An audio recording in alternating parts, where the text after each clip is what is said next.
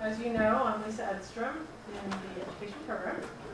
And tonight is our third in a series of colloquia on STEM education this semester, offered by the Barnard Education Program through the Barnard Noyce Scholars Program. Tonight I have the pleasure of introducing Kathy O'Neill.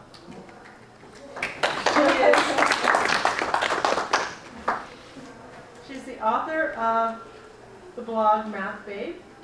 She earned her PhD in mathematics from Harvard University, after which she went on to teach in the math departments at MIT and our very own Barnard College, where her research was in arithmetic algebraic geometry.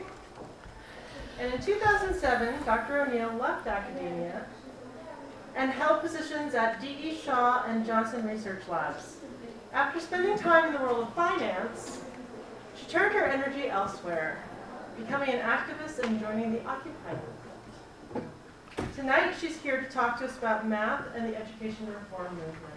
So let's welcome Dr. O'Neill back to Barnard. Yay! Hi, everyone. Today I wanted to, even better. Today I'm going to talk about the value-added model for teachers. Has anyone heard of that?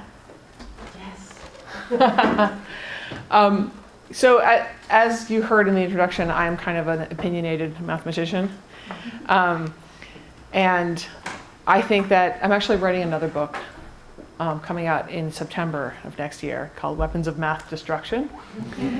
And it's about how algorithms being deployed currently are destructive, are increasing inequality, and are threatening democracy. And one of my critical examples is this value-added model for teachers. So I want to give a little bit of background on how it came about before I dive into what it actually is. Do you guys know about I don't know, what is exactly the theme of this series? But STEM education in general? So I'm interested in the history of the current education reform movement, which of course is associated to STEM, but it's really more of a curriculum as a whole kind of issue. It usually gets talked about when sort of yearly standardized tests are given to high school kids, and they're like, everyone's worried about our international competitiveness and things like that. Well, it's the sort of current education reform movement started a couple decades ago when this report called A Nation at Risk was published, which was based on a mathematical flaw, a mathematically mistaken argument. I'm a teacher by nature, so I'm just gonna use the board a little bit. It's called Nation at Risk. That was the name of the report that got everyone really upset. Basically what the Nation at Risk said was that SAT scores were going down. That was the headline.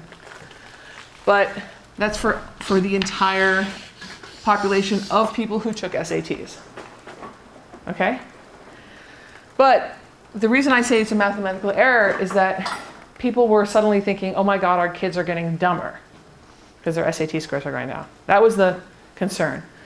But if you divided up the population of people that were taking the SAT scores by poverty level, so look at how do poor people do. So this is like a trend, right?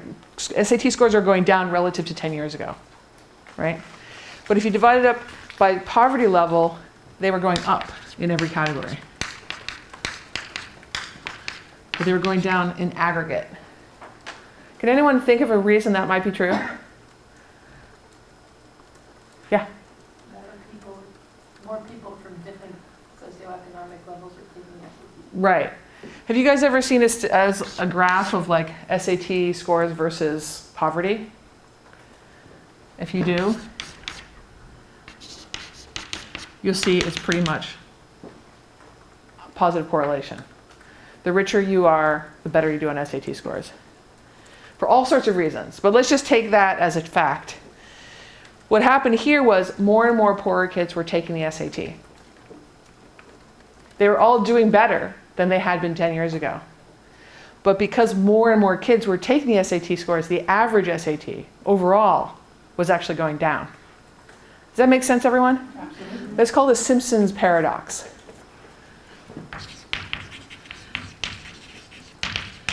And I just mention it because the entire talk I'm giving is based on this, what I would call a mistake. Because the headline was, SAT scores are going down, our educational system is a disaster, we have to do something.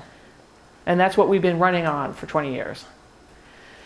And the way we decided to address it is political. It's not mathematical or pedagogical.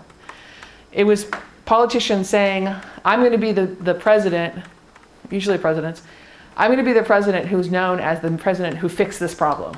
And they decided to do this based on sort of political promises. So what they basically, the reasoning was that we have to find the bad teachers and get rid of them. That's how that sort of accountability for teachers movement started. Started with Nation at Risk, and then what are we going to do about our nation's schools? And then it pretty soon came to, well, we got to get rid of the bad teachers. We got to encourage good teachers and got to get rid of bad teachers. Does that sound like a familiar political rhetoric? Okay, so this is the background for my talk. So my first question is, and by the way, this is a talk, this is almost the same slide deck. I modified it a little bit that I gave to the Department of Education. I actually was invited to go into the Department of Education a month ago. I was off the record, so I'm not allowed to say what happened, but this is the talk I gave to them because they're the ones who are building these models, and I think their models are bullshit. And I wanted to talk to them about my concerns. My first concern is, what is accountability? Because I don't think it's a well-defined concept. It basically just means we're going to blame teachers for the problems that we see. Now, this graph I wrote down for a reason, because I actually think the real thing that we need to address is this question of why do poor kids do worse on tests? Because it's important to know that just as the SAT scores for all poverty levels have gone up, so has general education knowledge gone up for every level. But the difference in scores between the richest and the poorest kids has not stayed the same, it's actually increased. The gap has increased. Even as poorer kids do better on tests and learn more, the gap between their average scores and the rich kids' average scores has gone up. That's called the achievement gap. And that's what the teachers are being held accountable to close. So teachers are being held accountable to close the achievement gap. And I'm just going to give you away the bottom line. My opinion is they cannot close this. It is not under their power to close this. What's actually going on is poverty itself is keeping these kids, for whatever reason, from scoring well on these tests. And the question is, how do we address that? That's a very big question that politicians don't like to talk about because it's talking about inequality, and inequality is hard to solve. So instead of talking about this poverty problem, they talk about accountability of teachers. So what I mean to say is, I think they got the cause and effect wrong. I don't think teachers cause an achievement gap. I think poverty causes an achievement gap, and teachers just have to deal with it. I also think that if you look at what's actually happening to teachers, they're not being supported when they struggle with teaching. They're being punished if their students do not very well. And everything, by the way, is based on standardized tests, as you know. And the Common Core has only added to that push to measure everything in terms of data with respect to standardized testing. Because what it's done is standardize the curriculum across the nation so that everyone can take the same test and be measured. And people who believe in test scores as proxies for knowledge really care about standardized tests. You guys know what proxies are, right? They're like stand-ins. So if I can't measure your knowledge, I can give you a test and I can say your score is a proxy for your knowledge. The higher score you have, the more knowledge you have. Modeling, in general, I'm a modeler, I'm a data scientist. My modeling in general is just the art of choosing proxies and then hoping that the proxies are good enough to actually have some effect, have some kind of accuracy in measuring the thing you're actually trying to do. It's almost never true. And in this case, I think it's particularly weak to measure a teacher based on the standardized test scores of their kids. And by the way, I want you guys to interrupt me if you have any questions. I'm a very interactive teacher. I really miss Barnard, actually.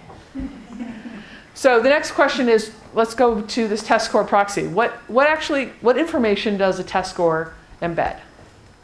What information can you actually get from a student's test score? How good they are at taking a test. How good they are at taking a test. There's zip code. Typically, you can infer a little bit about their poverty level, right? If you think about it like that. What do they miss? Who ate that one? Who ate? A lot of the important tests are taken in the city without air conditioning on hot days. Yep. Just like external factors, like I feel like with a lot of tests, like some kids get test anxiety, or like maybe something really good happened before something really bad happened. So you can't really understand like the context that the kid took the test in, like mind frame. Yeah, exactly. What about context of the teacher's year? Go ahead. Yeah, I was going to say it misses experience of the teacher, how the school is doing generally, also like access to test prep, tutors. Tutors, thank you. Yeah, that's a lot of that correlation has to do with extra test prep, tutoring, also having a space to study at home. One of the things that that these test scoring models to evaluate teachers misses is if a fifth grade teacher has a kid who comes in at second grade reading level and gets them up to fourth grade reading level in 1 year. That's a lot of change for that kid. But that kid fails the test no matter what. That kid fails that fifth grade level test even if they stayed in second grade level or if they go to fourth grade level. Does that make sense? So it misses growth that is not standard growth.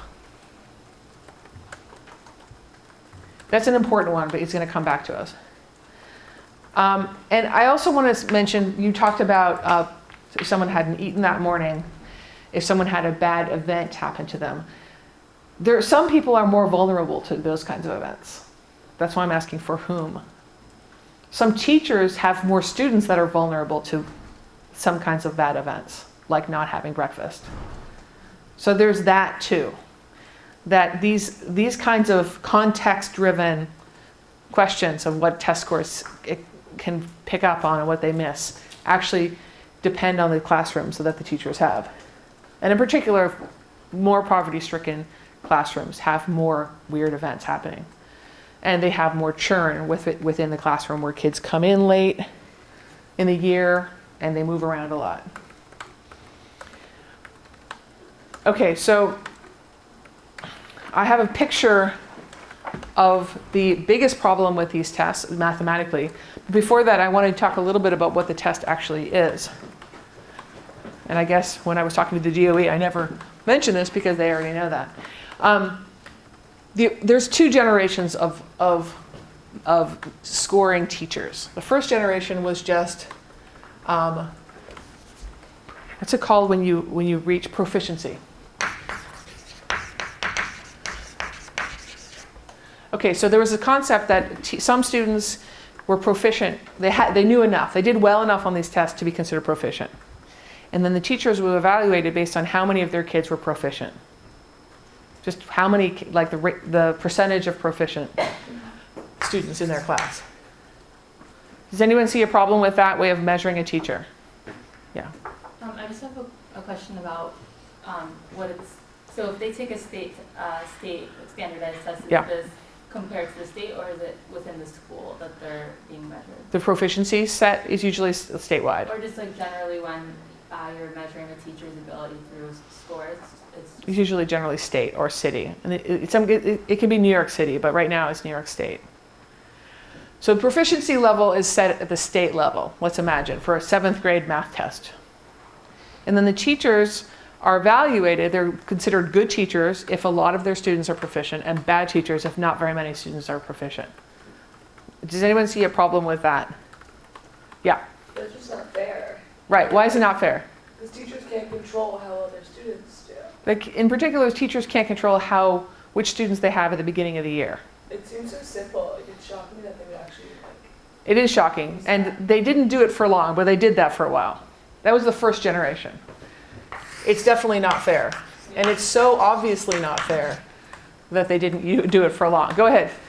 Oh, I mean, I was gonna say that like if a teacher has like 100 kids and like 80 of them do well versus like if a teacher has like 10 kids and like I don't know, I feel like just the number of kids that they have will like statistically like have, I mean, It matters. makes them look bad. It's a really important point, which is going to come up again. Actually, it's right here. Small numbers. Oh. When I say small numbers, I mean you can't really measure, even if a test score really did encapsulate a teacher's ability, which I don't think we think is true, because we think a teacher's ability is more than just what their kids earn on the test. Like it probably has to do with how much they love learning and what else did they gather from that class. But let's just pretend that all that a teacher does is get a student to do well on a test. Even if that were true, there's error in measurement, right?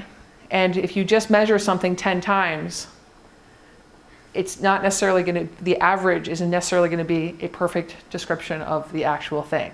That's just what measurement of error is.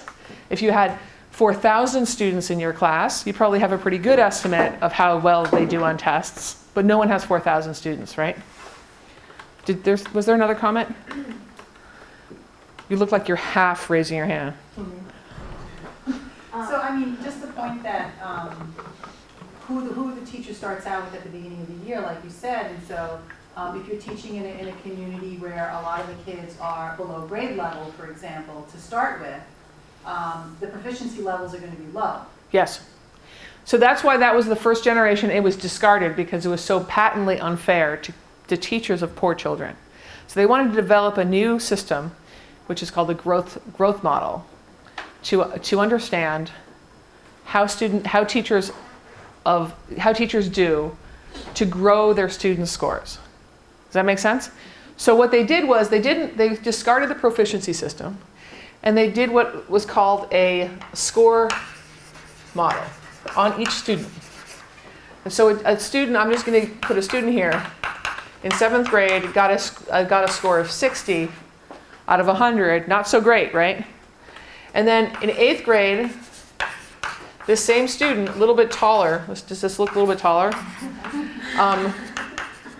The teacher got him in 8th grade, and the scoring model guessed what his score should be at the end of 8th grade. So I'm not done with telling you how this teacher was evaluated. I'm just telling you how the score model took one student in that teacher's class and said, well, he got a 60 in 7th grade. We're going to expect this guy to get a 62 in 8th grade for the 8th grade test. Does that make sense? So that was the guess of this scoring model. And then the student actually got, let's say, a 65. So this was expected, and this was actual. Does everyone know what I mean? So there was some model that said somebody who got a 60 in 7th grade will get a 62 in 8th grade. And it took into account other things like what school did you go to, how many kids were in your class, are you getting a free school lunch? And it estimated that you'd get a 62. The student actually got a 65, which is what? More, right? It's 3 points more. This is a +3. So the teacher got a credit for a bump of +3 for that kid. Another kid comes along, got a 72, was expected to get a 71. The next year actually got 69. That's a bump of -2 for the teacher. The teacher is credited with the difference between the expected and the actual score. So this kid did better than expected, so the teacher got a bump of 3. This kid got worse than expected, so it got a bump of -2. And the overall score for the teacher is more or less the sum of all those bumps. Actually, the average of all those bumps. That's what a growth model is. So the teacher score is average bump. Each kid gets a bump, and the teacher's value-added score is the average bump. And it's called a value-added model because the idea is, what does the teacher add? What value does the teacher add above the expected score? And the idea is, if you had a totally average teacher, all the kids would have gotten their expected scores. But if you have a really wonderful teacher, the average kid will get a higher score, and you'll have a big value-added model, value-added bump. Does that make sense to people? That's the value-added model. Yeah? What is this model, or how was it put together that it's like able to claim to like be accurate in where a child should be in 2 years? Right. Thank you. Great question. So there's good news about this model and there's bad news. The good news is it doesn't necessarily punish teachers, doesn't directly punish teachers with kids that come in that are not proficient, like the first generation did. Remember the first generation wasn't fair because it punished teachers that had a bunch of kids at lower than grade level. But this one kind of says, hey, you start lower than grade level, you'll probably end lower than grade level. We're not going to punish the teacher for that. We just want the teacher to do better than expected. The bad news is there's no guarantee that this is an accurate model. And in fact, it's not an accurate model. That's my biggest complaint about it. It does not accurately assess teachers. Let me give you a reason why. What's my evidence that it's not accurate? Okay. This is what made me hate this model so badly, I couldn't even tell you. Because models don't just work because we say they work, right? When you think about it, this model, this difference, this bump, this +3, how many of you have taken statistics? Okay, a couple of you, a few of you. These bumps are what are called error terms in statistics of this scoring model. So the scoring model says you're going to get this score. You actually get a different score. The difference is called an error term. And what we're doing for teachers is we're evaluating them based on the average error term. There's a reason it's called error. It's also called the noise. It's called the noise. Just the word, the noise. Doesn't that make you feel like the sum of noise is probably kind of noisy? Well, here's my evidence.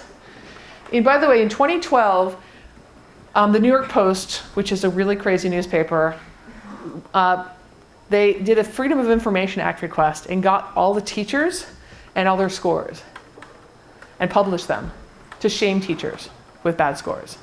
It was a really dishonest, nasty thing to do. But someone named Gary Rubenstein, who's like a high school math teacher at Stuyvesant, got that data because it was a Freedom of Information Act, so now it's public information. He got the data, and he found those teachers who had 2 scores. Okay, maybe 7th grade math and 8th grade math. If you taught 7th grade math and 8th grade math in 2012, then you'd get 2 scores, one for 7th grade, one for 8th grade. Each of those scores was supposed to tell you if you're a good teacher or not, right? So theoretically, if you're a good 7th grade math teacher, you'd probably be a good 8th grade math teacher. Or if you're a good 6th grade English teacher, you're probably going to be a good 7th grade English teacher. What he did was he plotted that as a scatter plot. So each of these dots corresponds to, this is a dot right here. This corresponds to a teacher who had 2 scores. One of them was 10 and one of them was 40. That's a teacher. Does that make sense? Every dot here is a teacher. What do you notice about this scatter plot? No correlation whatsoever. It's almost consistent, what is it called? Uniform distribution. Mm-hmm. So these points over here correspond to what? People who got almost a perfect score, but at the same time they got almost a 0 score. What is that teacher going to think? If they get, oh, sorry, here's your value added, 0 and 100. What are they going to think about their own ability to teach? Confused. They're going to be super confused. Most teachers only got 1 score. So most teachers got like a random number between 0 and 100. If they got a 0, they probably felt pretty bad, right? They probably felt like, I must be the problem. So it's a shaming exercise. Does everyone understand what this plot is representing? How comfortable do you feel about the accuracy of this model now? Rubenstein also did this for people that had 7th grade math, but 2 years apart, like 1 year apart, like 1 year and the next year, and he also saw exactly the same condition. There is a correlation here of 24%. 24%. But that's not very much. It's not enough to actually evaluate yourself based on the number you receive at the end of the year. Yeah. I'm a middle school math teacher, and so what I find is when we take the Common Core state test, or the state test that was before the Common Core state test, that my students that are really in the middle score like almost at random in the top and the bottom, and my students who are in the top and the bottom score in the middle. That's so funny. It's like a negative correlation to how they do in class and what I think of them. Consistently like this. Score in the middle in terms of what they were expected to score? Right, like let's say they, it's 1 through 4 scale. So my 2s and 3s, or the 3s, are usually the best kids in the class and like the highest achieving and the lowest achieving. And then the 2s can be the kids that I perceive as the highest achieving. And the 4s can sometimes be the kids that are the lowest achieving. It's interesting. There's a really interesting article written by this cool woman, Rebecca Golden, about how if you have a very high achieving class, your value-added model score is random. Because it's really hard to bring someone from a 96 to, like if you have kids that average 96 out of 100, what's going to happen the next year? Like some of them are going to go up to 98, some of them are going to go to 95. It's like there's very little wiggle room. So if just one kid messes up, you got a terrible score. It's not a good model. This is a proof that it's not a good model. Yeah. I think it's also just like counterintuitive because in that type of scenario, you're trying to avoid error and variance, but they kind of the greater your error is, and that's associated with being less accurate. So I feel like it kind of is like counterintuitive. Like, it is counterintuitive. And by the way, I showed this to, I'm trying to remember if I'm allowed to say this out loud. I'm not going to say that, sorry. But suffice it to say, the DOE will not share the current version of the value-added model, the same kind of scatter plot. They will not share that with me. I've asked. Because when I showed that scatter plot to people, they're like, oh, but that's, I'm like, well, show me what you have now. Just show it to me now. And they're like, oh, I can't do that. So I just also want to mention that I'm not the only one. Gary Rubinstein, obviously, is not the only one who worries about this kind of thing. Some people tried different value-added models. There's like different versions of this value-added model. And they tried giving with the same scores for all the same students, just the same data, put it into a different kind of value-added model, which accounted for different things. And by that I mean, we didn't when I'm talking about the scoring model, how do you decide what the score should be for this guy? That can vary. You can say, oh well, it depends on whether the teacher is a new teacher or not. If you you account for other things in that scoring model, then the resulting value-added model changes. And the scores for teachers were very dependent on which model you used. But of course, teachers don't have any control over which version of a value-added model there is being used on them. So that's another reason that there's a lot of error. There's lots of variance. So my question is, what about being fair? We talk about accountability for teachers, but what's the accountability for the value-added model? What's the accountability for the system that judges teachers? Number one is that teachers are not explained how this stuff works. The explanation I gave you is a crude version of what's actually going on. It's not the average bump. There's lots of fancy statistics going into it. They don't know exactly what's being accounted for. They don't know the extent to which free school lunches are taken into account, or their school, or their classroom, or their school district within the state. All sorts of things matter that teachers are not explained at all. In fact, I have a friend, Kiri, who you know, who was dismayed at her teacher's value-added model score, and I asked her, to find out how it worked. So she asked her Department of Education representative, can you explain to me how this works? And they were like, oh no, you wouldn't understand it, it's math. And she runs a high school for math and science, by the way. And she was like, no, I really want to know, because I was like, just say you really want to, I want to look at it. And then they sent her to someone else who then said to her, oh no, you wouldn't understand it, it's math. This, by the way, as a mathematician, enrages me. Mathematics is not a secret code that people shouldn't be explained. My feeling is that everyone deserves to know exactly how they're being evaluated, especially people who are being paid on the public dime, like public school teachers. I deserve to know how they are being evaluated. I'm paying taxes, so I'm paying for them. I want to know whether we have good teachers. I want to know how they're evaluated, how they're doing. But at the very least, they should know how they're being evaluated.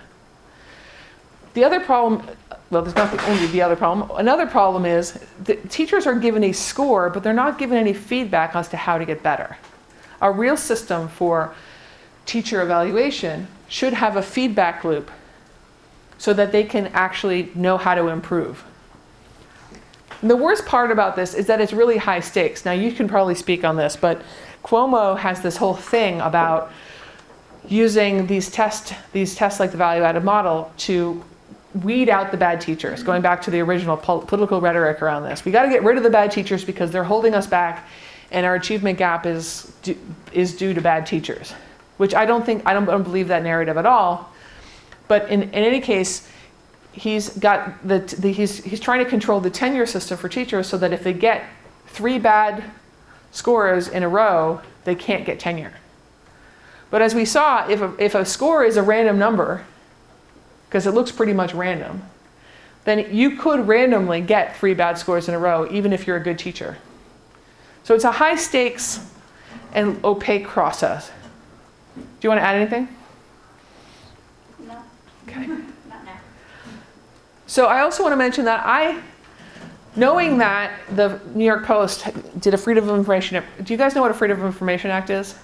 It's what journalists use to get information on how the government works, basically. There are laws in each state, because Freedom of Information laws, FOIL laws, that allow you to request documents that the government creates. So the New York Post had already gotten all the teachers and their scores through the Freedom of Information Act request. So I decided to get the actual model itself. I wanted the source code. Give me the computer code that and the coefficients. I want to know exactly how this stuff is calculated so I can tell the teachers, here's how your score was calculated. But they wouldn't give it to me because it's not, well, first of all, they don't have to give it to me because source code is not covered under the Freedom of Information Act laws yet. But also, this bothers me a lot. I don't know how riled up you're going to get. It turns out that there are third-party companies that do these modeling things for the Department of Education. The Department of Education doesn't understand that, will never see it. It's a black box to them. So that means no one in the Department of Education actually understands how these scores are calculated. Not only do teachers not understand how their scores are calculated, but no one at the Department of Education does. And by contract, they are not allowed to look at it. Never mind give it to me. They are not allowed to look at it. They couldn't even ask. Go ahead. I just wanted to say, I don't know who knows this, but we also get our scores the following school year. Oh, it takes forever. Yeah, so what's the use? It's coming in when we have a whole different class and it's the next year. Right. And they give us these reports with the breakdowns of like the areas that individual students did the best in and the worst in, but what are we supposed to do with that? We get it the next year. Right. So it's not really good feedback, and it's certainly not timely feedback. So I would like to turn this around. This is when I start getting optimistic, because I'm actually an optimistic person, believe it or not. I would like to think about what transparency would look like in a data-driven assessment. First of all, I don't want it to be punitive. I don't think that a punitive assessment of teachers is the right way of doing things, because I think, frankly, I think that this entire toxic environment is driving away the good teachers, which is exactly the opposite of what we want to have happen. But I do think we could use data to help teachers get better. It would have to be timely. It would have to be really understandable. So teachers would have to, there'd have to be a feedback loop for the teachers to say, no, that didn't work for me. That feedback, that score and that description of what I did wrong or what I have to do better doesn't work for me. Give me and so it would be a feedback loop about creating a positive feedback loop, if that makes sense. And it would be interactive. So any kind of assessment that the teacher would get, they would be able to play with the data going into it and see, well, this would be one way they could create their own feedback, is they could say, what if this student had done this question differently? What if this student had been absent that day? What if I had another student? They could see how their scores are changing, especially within a high stakes assessment scenario. Teachers should be able to see exactly how the model works. Even if they don't understand all the statistics and the mathematics behind a given model, should at the very least be able to interact with the model. I'm thinking, have you guys ever seen those New York Times Upshot interactive models? There was you can choose your baseball team and you could choose what year it was and you could figure out what the salaries of the average player was. You basically have little things that little levers you can pull. I'm thinking at that level, like an app. You're using an app, except instead of choosing your team or choosing where you live on a map, you're adjusting the data going into your model. What if I had been teaching at a different school? How would my score be different with these kids? Does that make sense? Mm-hmm. I feel like until we have that kind of interactivity and that kind of transparency for teachers, we should stop using these black box models because it's not fair. So there's a lot of people who defend these value-added models. There's this guy named Raj Chetty at Harvard who talk about how wonderful these things are. And I'm not going to bore you with a totally academic description of what's going on, but I do want to say high level. Number one thing is he uses the data in order to defend the value-added model. He uses data that was before high stakes testing started. So do you guys remember back in the 1980s? No, you don't because you're so young. I remember back in the 1980s when I was in elementary school. I took tests all the time. I lived in Massachusetts, which was kind of advanced for testing. But they were not high stakes. My future did not depend on them. My teachers did not care about the results. So we just took them because it was time to take the tests. They were considered program assessments. You were able to look at the data to evaluate your program and improve your program. Right. And that's actually a good way of doing data testing. I'm not against testing. I think testing it obtains a result, it gathers information, but it gathers better information when people aren't teaching to do the test, when they're not totally stressed out about the test, and so on. So data back then about how tests worked is fundamentally different than data nowadays, where the teachers are under so much pressure to get their kids to pass the tests. So when I have high school teachers literally planning their lessons around question 27 on the regions, and then question 20, literally strategies for how you attack this particular question, that's an example of how teaching has changed, but also when it's high stakes, now there needs to be this hyper focus on particular question types and how to get them right, and so what you're measuring is a teacher's ability to kind of break that down for students, maybe. I'm not saying you're not measuring anything. It's just that it used to be literally a byproduct of a good teacher that if you did well on a test. Right. And now you could be doing well on a test because you have a teacher that focuses on nothing else besides passing the test. Right. And you're not getting all the byproducts of a good all the other byproducts of having a good teacher if you just have teachers that focus on the test. He also does this crazy thing, Chetty and his co-authors, where he kind of assumes that students are randomly put into classrooms. This is not true. And also teachers are not randomly assigned to classrooms. One of the, you guys know it's not true because you know that, people are tracked, for example. So kids are not randomly assigned to classrooms. But also, there's a kind of crazy, at least I've heard, there's a crazy method whereby teachers who are really good are given the best students.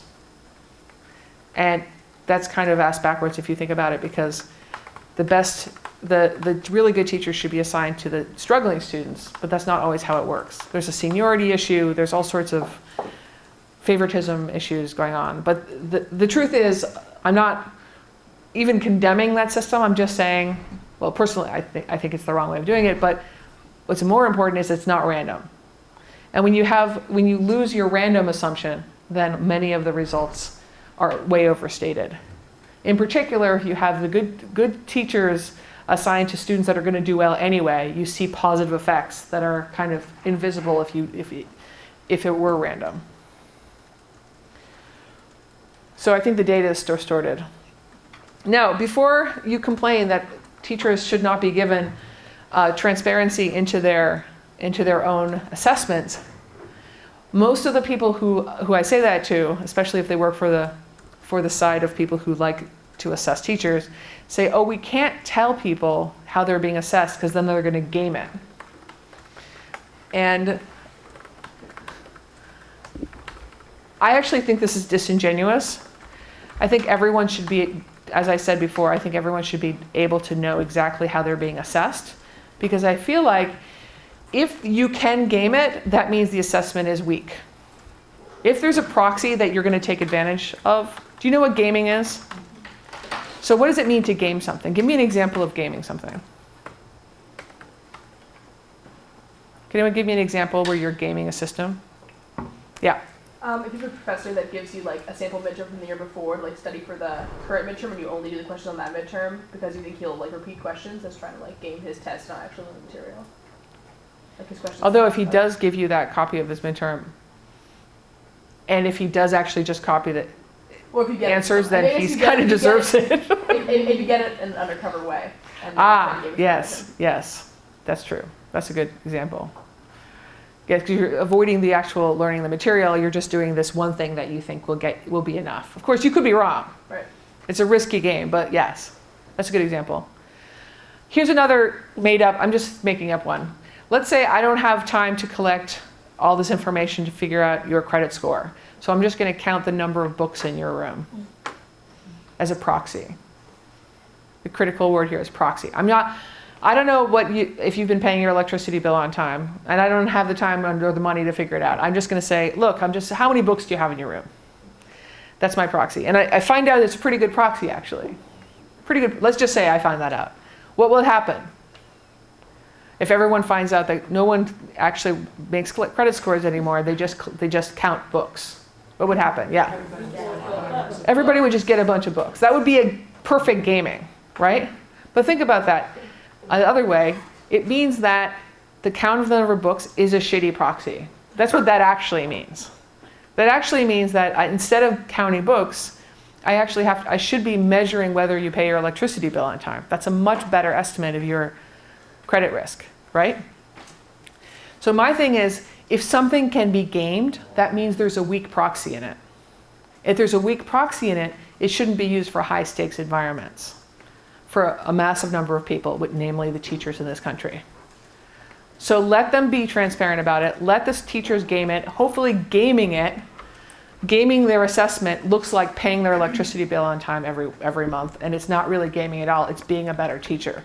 Until we have an assessment that actually measures whether you're a good teacher, wouldn't that be great?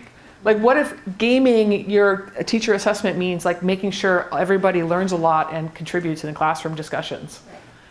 And then be like, damn, I gamed that, and guess what? I'm actually a good teacher. That's what I want to see, yeah. I was gonna say, like, even teaching for the test, isn't that gaming it? Because you like can see the trends for like, okay, well, last question, geometry is always this type of proof. So even like that idea, isn't that still gaming? That is exactly gaming it. It's kind of illegal gaming it, right? It's a sad, pathetic, but legal gaming it. There's, of course, cheating. That happens too. There's been a lot of cheating since the especially when, like in DC, in Washington, D.C., with like the whole Michelle Rhee as school chancellor movement or time period, she actually put money on it too. She, like for people who do well enough in their value-added model, you get extra bonus. For people who do poorly, you get fired. So high stakes that yes, people cheated. It happened in Atlanta too, more recently. So yeah, if you're desperate enough, you just game it. You cheat, actually. The reason I have this Edward Snowden quote is because I feel like half the time people don't want the teachers to know because they don't want the teachers to see how weak the model really is. They don't want the teachers to see how weak it is because they're embarrassed by how weak it is. So the question, the $1 million question, and probably my last slide. And it is $1 million question because Yes. how much money goes into this kind of It's stuff. many, many millions. Is it possible to be both high stakes, fair, and transparent at the same time? I claim that we need transparency just for fairness. I think we need to be fair. And if we're going to be high stakes, is it possible to do all those three things?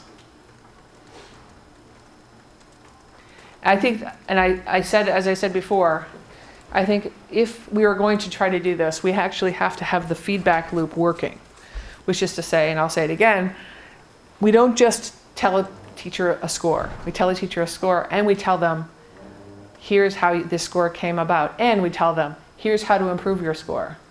And we ask the teacher, is that helpful? And the teachers give feedback and they say, I didn't understand that requirement. I didn't understand how I'm supposed to get better. Tell me how to get better. Don't just say I should get better. You know, like it has to be actual feedback ecology. It has to be a whole system where the teachers are actually contributing to how the model works so that they can use it to become better teachers. Yeah. I think that it would also kind of need to not solely assess a teacher's performance through their students' performance, because I think that there's other factors that might not be as easy to measure, but are definitely playing a role in it. Like what?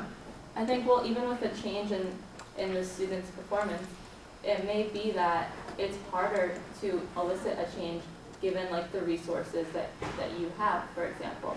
And it also doesn't take into account, I don't know if it has, if there are differences in changes in scores between grades, like maybe when you're preparing for your high school test or whatever you do, there's more of like students are more focused, and so 7th grade teachers are constantly being assessed as better. I think they're, or this was brought up earlier, but like how crowded a classroom is, or the types of books available.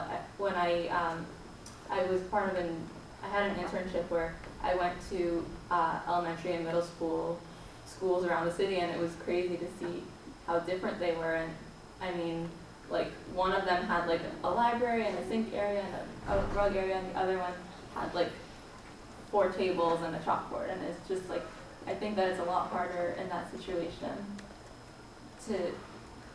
I don't know, but I guess my point is that there are a lot of other things in play, and whether it's harder or easier doesn't really matter. It's just that there are more variables, I guess. Yeah. It's absolutely true that just doing test scores and taking no other data in is insufficient. I think we can all agree that. The question is what else should they should be collecting and how they should be dealing with it. Yeah, Maria. So I'm not sure it's possible, and part of the reason why I question whether it's possible to be high stakes, fair, and transparent is that I think when it's high stakes, it sets up these unintended negative feedback loops. And the ones that I'm talking about are that, teachers are actually not dumb. They actually do kind of figure out that I've got a small number of students in my class. And so every student counts. And so when you've got that one student, for example, that refuses to do their homework and is not doing the practice that he or she should be doing to improve, and is consistently underperforming, you're going to start getting mad at that student because you know that that student is going to ruin, your score, that it only takes one or two of those. Right. Or 3 or 4 of those, and that's going to just mess up your score, and you're going to start feeling very negative about those particular students, or maybe if it's more students, what if it's the majority of your students in your class that aren't doing their homework or not taking the class seriously? So I think it's going to create a lot of deficit thinking, a lot of negative, feelings on the part of the teacher, which I think is normal, and it's like, how do you maintain that healthy relationship with kids, and how do you maintain, stay in a space where you're focused on motivating them to learn, engaging them in learning. I mean, I just feel like there are these negative feedback loops that do get set up that are real and hard for teachers to navigate, let alone students. Because So there's of the something, high stakes nature. the high stakes part is really tough. And yet, if you have no stakes, the politicians would claim you're not going to get rid of bad teachers. So there has to be consequences. And there's this cultural production piece, because I do think that, as a teacher educator, I know that we work really hard to produce, if you think about it from the perspective of cultural production, prospective teachers who are skilled and thoughtful and critical and thinking about things in certain ways, but we know that when they go to their schools, they're going to be entering a culture that's going to reproduce other things. And stuff that we've taught them might get left by the wayside because, well, they don't do that in my school. Mm-hmm. And stuff that we have taught them doesn't get affirmed. And I just think that we'll get blamed for that, for example, as a school of teacher education, and we have these, bad teachers, but I think there's a lot of cultural production going on of bad teachers in schools. Mm-hmm. Because the school culture is not conducive to fostering the kinds of teaching that's really going to engage young people in learning and really motivate them and sustain that learning. Yeah. I think it's possible to be high stakes with just positive, not without punishing the teachers for doing things wrong, but I know in my high school, my dad was a teacher there, so I knew how it worked, and it was you started out with a certain position and a certain salary, and you were judged by your peers and by administration on how well you did, and if you were a really great teacher and you did really well, then you would get a promotion and also become a higher level teacher to mentor younger teachers. I think that really worked really well, because if a teacher was not doing well, it's not that they would be punished for that, but they would be mentored by someone who had gotten past that point. So I think in that case it's possible to say that there are stakes, that if you're a great teacher, you can make extra money or move up, but it doesn't have to be negative stakes. Yeah, that's a sort of compromise. I like that. And I definitely think that mentorships need to be part of that system, that ecosystem. It can't just simply be God said you got a 12 out of 100 and therefore you suck, and that's the end of that story. Right? We have to do better than that. We have to foster. Yeah. Where did you go to school? I went to an urban charter school in Pittsburgh. I think I was just thinking about other factors that could go into the evaluation Mm-hmm. in order to make it more fair, but I think I mostly agree with Professor Rivera that unless it's in that a no punishment and only a reward sort of setting, then that would be different. And then I don't know if it would even be considered high stakes, but I think that there probably needs to be a lot of which is connected to the feedback loop, but self-evaluation at the beginning, and maybe evaluation by the students too. I mean, it doesn't say if you're a total lax, just fun teacher or whatever, you don't teach anything, you just have a fun time. Yeah, maybe your students are going to give you a great evaluation, but then they'll perform badly. But there's so many different factors that could go into this currently black box. Yeah. Your own evaluation of yourself, which we see in students is a huge, a really impactful way of helping them improve. by evaluating your own performance. So like why shouldn't teachers be evaluating their own performance and be graded on that in conjunction with this? So a couple things. Like first of all, I taught at Barnard because I was a professor here, and I miss you guys. I taught a calculus class in the spring and the fall, the same class. I was in it. No way. Yeah. You look so familiar. We'll talk later. So anyway, in the spring, the students loved me. And I got all these wonderful evaluations. I even got like a chili pepper on whatever it's called. And then in the fall, no wait, so in the fall people loved me, the first semester. And it was filled mostly with students that were like just new, like first year students, maybe some second year students. The second time I taught it, which was in the spring, it was filled with people who like had to finish calculus to graduate. They hated me. I don't know why. I mean, not all of them, but like I got terrible evaluations compared to the first time. I was like, I'm the same person teaching the same class. Student evaluations are really noisy. Students evaluate their professor based on whether they wanted to be in that class. And I love students, don't get me wrong. I always read my evaluations and I really try to take them to heart. Most of them, like the first semester, I remember, I swear all the time. The first semester, people were like, I love how casual and funny she is. The second semester, like, she's got a filthy mouth. Anyway, it's gotten so bad in people trying to rout out like the bad teachers that are ruining our America, that there are people that are like, oh, let the students evaluate those teachers. That will solve all our problems. No, it won't. That's a terrible idea for exactly the reason you said. Students want, especially high school kids, want easy teachers. Those are the good teachers.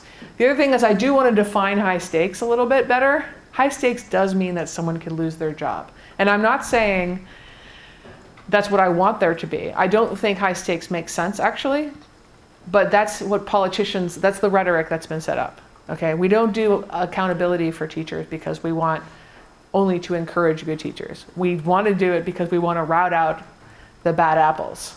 I think that's going to change because I think there's like a tide that's going to turn, but it hasn't turned yet. So let's be real, like high stakes means your job's on the line somehow. Anybody else?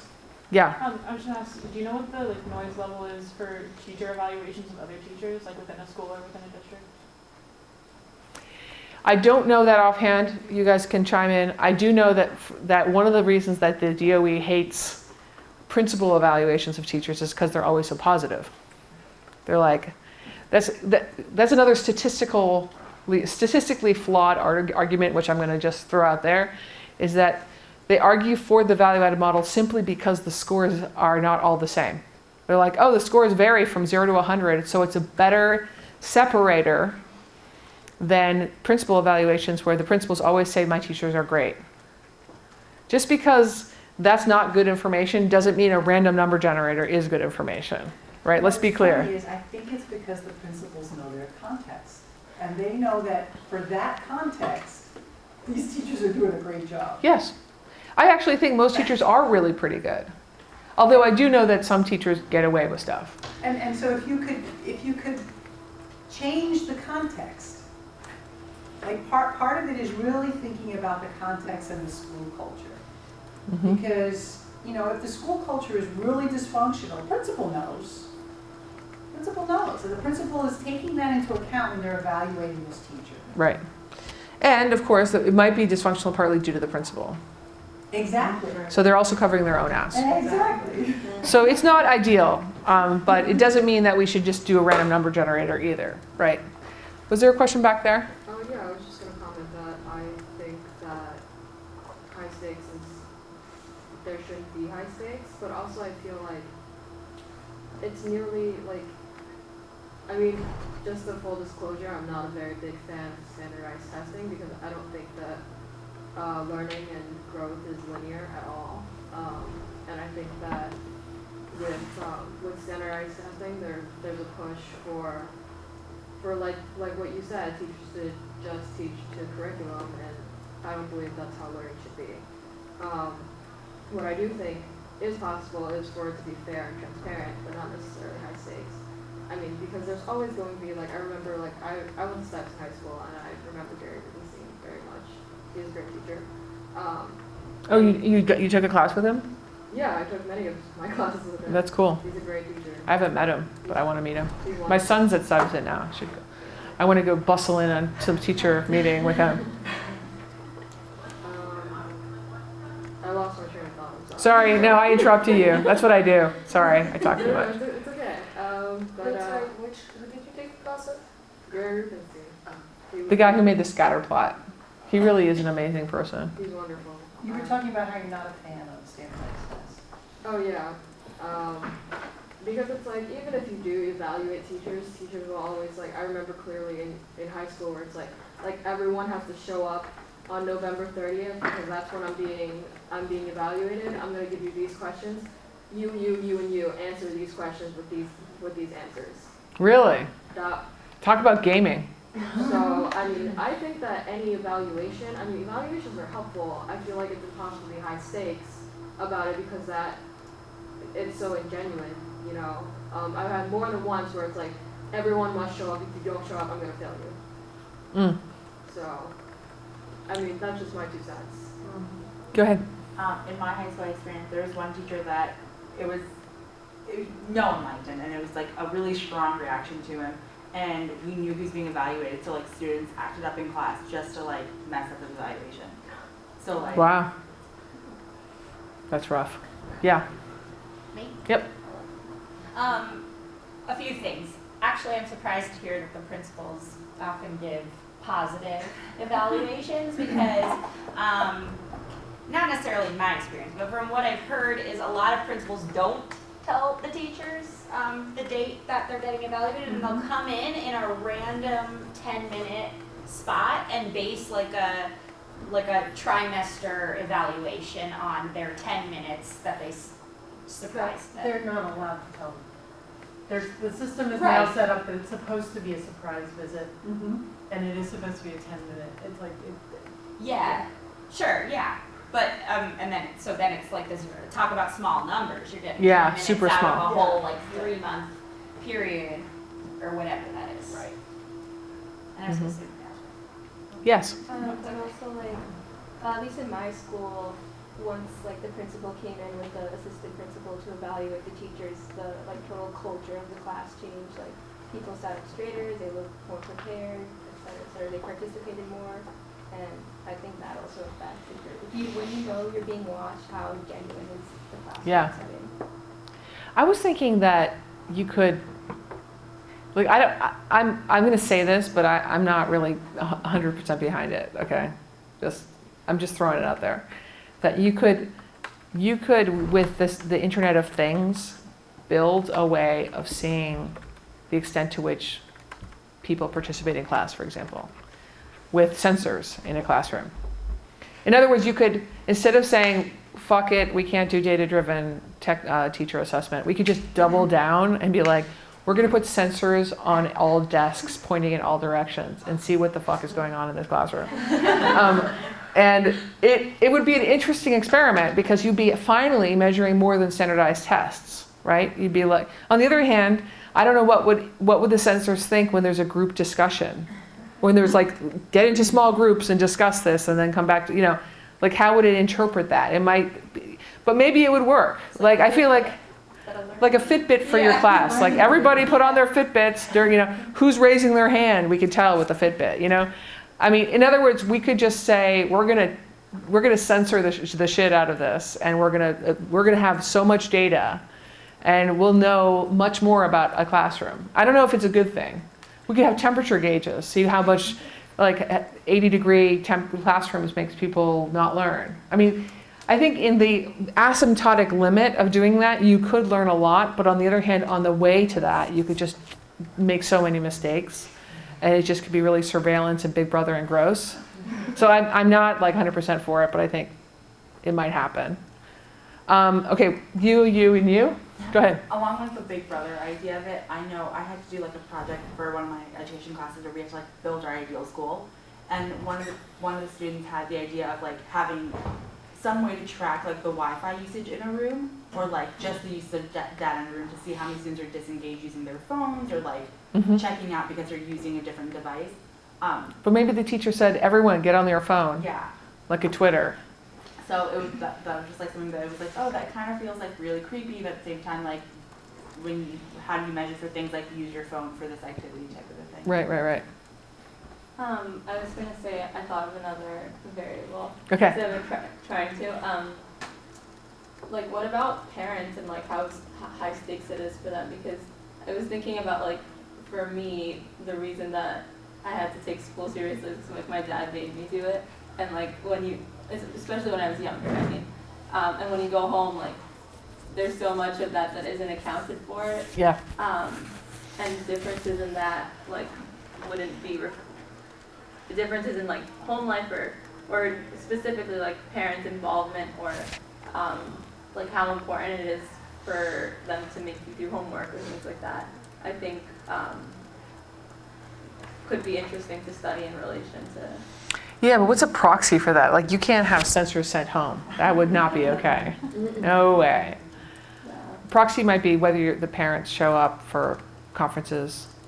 Or like in psychology, like sometimes we do self-reports, but it's also sometimes the questions are phrased in a way where it's not as like straightforward as like, do you care about your child's homework? So like, Because everybody knows what the answer to that's supposed to be. yeah. So I guess it wouldn't be perfect, but it would at least be something. Mm-hmm. Yeah, I mean, school teachers have two kinds of parents to worry about, like the disengaged, neglectful parent and the helicopter parent who does their kids' homework. And I have much more experience with the latter with my kids. All three of my boys went through the School of Columbia, which is on 110th and Broadway. And like, as far as I can tell, having talked to some of the other mothers at that of the kids there, they all do their kids' homework for them. I don't get that. I'm like, I seriously think I'm the only parent who doesn't do that. It's bizarre, but it's also a problem because it's gaming a system, right? How does the teacher know whether the kids learned anything? Yeah. So I was just wondering, when you're talking about the third party who creates the value Yes. model, Mm-hmm. are those the same corporations who are creating the tests that the kids take? No, They're not. typically not. No, That's that would be even that's a worse. little comforting. No, but they're like think tanks that make money on consulting, basically. So the VARC, Value Added Research Center in Wisconsin, Madison, Wisconsin, on campus, is one of them. And they're the ones that were in charge of the model that Gary Rubenstein was investigating. Yeah. So I'm just we're trying to connect dots and wondering what connections. So the New York Who City, funds then those think tanks? they get their money through Gates and the Waltons. Yeah, if you go to VARC, it's the Walton family and I think the Gates Foundation, and they're all, and I cover this in my book for my research for my book, and it's like all about like an objective understanding of school systems and teachers. It's always objective because it's mathematical, even though it's bullshit. And it's very subjective. It's totally subjective, obviously, and things vary just depending on which test they get. Like, how hard is the test this year? That's something I didn't even mention. But obviously, if the test is harder or easier, then everything is wrong about the scoring model, the underlying estimate of what the kids are going to get. You and then you. Go ahead. I don't know if this isn't exactly related, but how do teachers unions interact with like Great question. everybody with like high stakes stuff and transparency? So it's a very important question. One of the reasons that this is, in my opinion, a weapon of math destruction, this is one of my weapons of math destructions, is because that this is actually pretty hard for teacher unions to understand and to fight against. But it is, in fact, a weapon against the union. If you think about it, the thing that the politicians are saying they want to do is get rid of bad teachers, and what they really want to do is get rid of union power so that they can fire those teachers, because under union rules they can't. So it's absolutely directed straight at the union. The Chicago teacher strike was an argument over the extent to which a value-added model would be powerful. There are other issues too, but the pivotal argument was how much of a percent of a teacher's evaluation will this value-added model represent? And that's the smart teachers union in Chicago. I actually think the New York City teachers union, no offense to anyone, sucks. And they have no defense against this. They don't understand it. They don't want to deal with it. They have not defended against it. I have volunteered, by the way, I'm still volunteering to be an expert witness for the teachers union against the use of this model on mathematical grounds that it's inaccurate. But it's like they don't understand math enough. They're like afraid of the math or something, or it's political, and there's no fight against it. So the answer is, if it's sophisticated mathematics, it can be wielded as a weapon against people who feel like they don't understand the math. Unfortunately, this includes teacher union representatives. Which is sad, because as math teachers, we're trying to foster this confidence and fluency in math in the world, and so what kind of a message does that send? It sends a terrible message about mathematics, and as a mathematician, it makes me really angry, as I said. Like, that's one of the most enraging things about this whole thing. It's that it's a weapon, and mathematics is not supposed to be weaponized. Go ahead. I have a couple questions. The first one I'm not sure how to phrase, but basically I'm really curious as to how much people work is going into evaluating teachers now, and do you think if, like, I really like your idea about having the feedback and actually getting comments going, if that would take a lot of people power, and if that would be the reason why the Department of Education is not doing that? So it's interesting. A lot of the early defense of using models like this was that it's too expensive to do qualitative assessments for every teacher. High quality qualitative assessments. It's very expensive because it uses humans, many hours of classroom visits, etc. And this is much cheaper. So yeah, it's not perfect, but it's good enough, and it's way cheaper, right? The problem with that argument is that I've never actually seen what would be the sort of gold standard in science to sort of pit like a sort of expensive qualitative assessment of a teacher versus their value-added model. Like, do the expensive thing for 4 school districts and do the value-added model for those same 4 school districts and tell me how correlated those answers are. And I think the reason you don't see that is because the answers they're not correlated. And so in other words, the argument is that we're using these instead of humans because humans are too expensive and this is cheap. But then we're not actually saying that, we're not comparing them so that we're not, So in terms of what humans are used, very few humans are used in this. Right? You have some modelers being paid at these consulting firms. You have some people who are in charge of administering the tests and stuff. But we already have the testing apparatus. If you assume the testing apparatus is already there, then the additional stuff with the value-added model is kind of expensive, but not a lot of humans are used. Thank you. Sure. Was there a second thing? Yeah, I've been hearing that there's going to be a new revised version of the SAT, and do you think that's going to change anything, or do you think the same problems are still going to? I have no idea.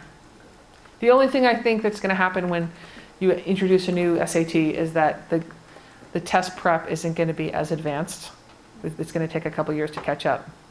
But test prep is so advanced already that they probably have early scouts going and taking SATs and giving them feedback. My son went to test prep for the SHSAT to get into Stuyvesant, and like the day, like an hour after he got out of the SHSAT, like the person who runs the test prep called him and asked him what was on the test. I was like, are you kidding me? But that's what happens. These guys are experts. Go ahead. What do you believe in general, like, test prep should look like for the SATs? Like, what role should the parent play, and what role should the teacher I mean, ideally there would be no test prep, because it just makes rich people do better on SAT. It's just a class system. But given that there is test prep, I would like to see affirmative action. The way the UT Austin does it, which I think is a great model, is they just admit they're a state school. They admit the top 10% of every high school. So whatever poverty level that high school is, the top 10% of students get a chance to get into a good state school. That way it sort of pushes against exactly this test prep industry problem. Yeah. Yeah, in relation to that, I think that, like you said at first, there might be some differences, but ultimately, like, the tests are made so that, like, they are standardized. I think that's something that's interesting, is a professor here actually at Barnard has been working against, but like with the college board or like whatever the company is that makes all those tests, and something that might actually result in some changes is they're cutting out some of the demographic questions that they ask before you take the test, because they... Are you talking about Catherine Good by any chance? No. No. Which professor are you talking about? Joshua New. Okay. And because it's like stereotype threat is triggered when you ask like about demographics before a test starts. And I know Catherine Good. Is she still here, right? I think so. Yeah, she's just an expert on stereotype threat. Do you guys know what that is? yeah. Yeah, okay.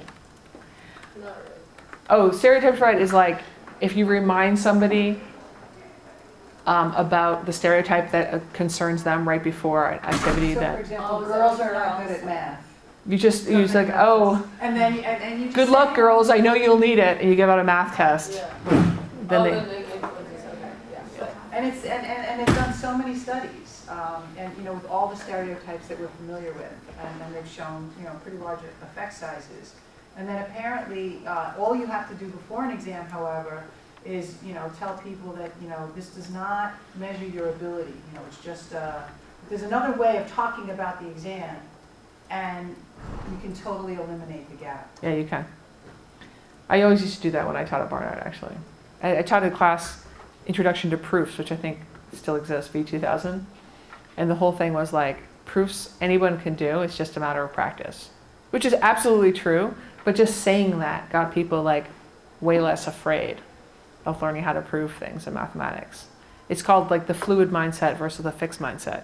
If you think you're either a math person or you're not a math person, then you're very intimidated by learning how to prove things. But if you're like, anyone could be a math person if they just work hard, it's like playing basketball, then it's easier for you to learn. Isn't that amazing? Mm-hmm. But it works. I've seen it work. I've seen it work. It's amazing. Go ahead.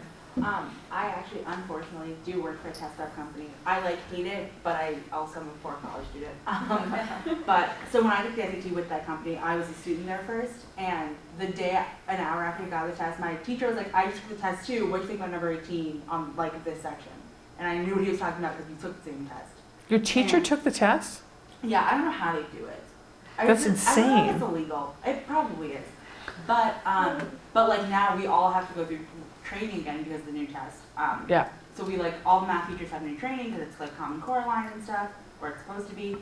And we just keep talking about the fact that we're going to have to play catch up for so long because we don't know the test. Test prep companies are so excited about this. This is good for them. And it's ridiculous because the other thing is we have very specific dialogue we use with students. So our students they take a prior test and they are sorted into our classrooms and stuff. And I've always taught the bottom level kids. And for me, my script is very specific where it says I have to, and I tell them anyway that it doesn't measure their intelligence. Whatever you're doing in math class right now, it doesn't matter. I'm going to teach you how to fake a test. I'm going to teach you how to take this test specifically and not actually learn real. I'll hopefully teach you some math. You'll know what a percentage is.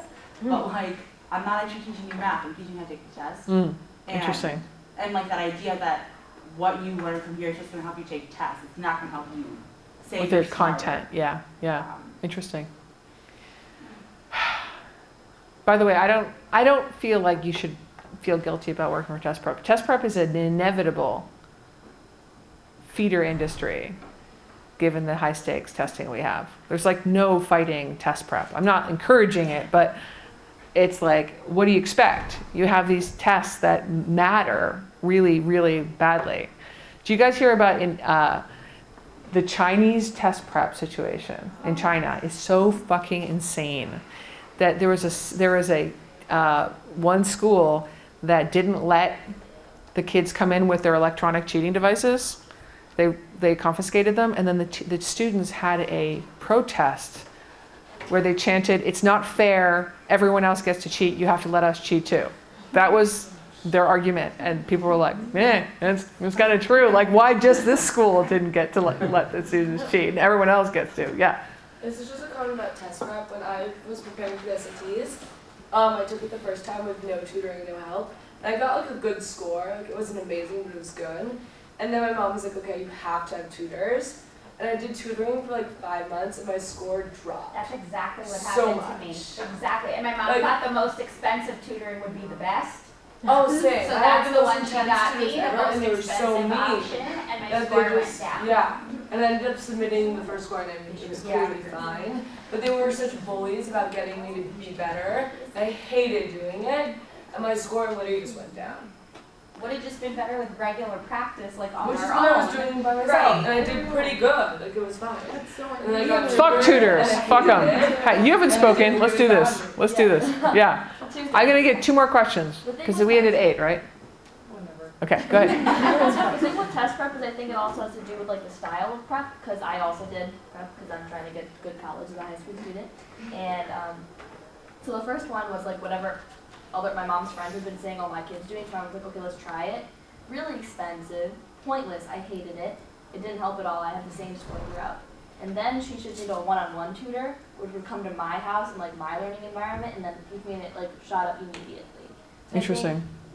I think it's the type of test prep that's worth it and not worth Research it. shows one-to-one And the thing about Is better? is better, absolutely. one-on-one, Always. We all, like, our company only has teachers who are in college. sell your company. We're all into college. What do you think for? Test takers?